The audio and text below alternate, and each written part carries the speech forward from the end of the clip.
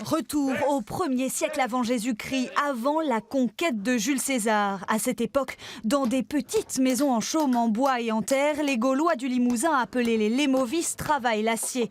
Ils créent des outils, des armes et coulent leur monnaie. La grue qui est dessus, ici, représente la divinité. Le cheval, l'aristocratie, et entre les pattes du cheval, on a un trigème ou une palmette qui ressemble à une feuille de trèfle, qui pourrait être affectée à la paysannerie.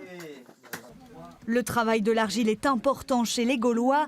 Certains objets ont été découverts sur ce territoire, les traces d'un peuple festif.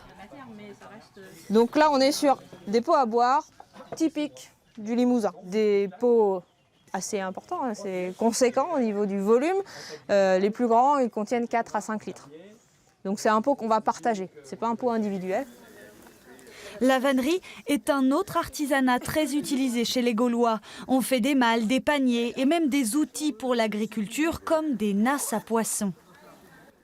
La vannerie, ça reste plutôt dans le monde de la paysannerie. Voilà, les paysans qui, durant l'hiver, quand le travail est fini au champ, vont faire des paniers pour répondre à leurs besoins quotidiens et puis peut-être faire un petit peu de troc.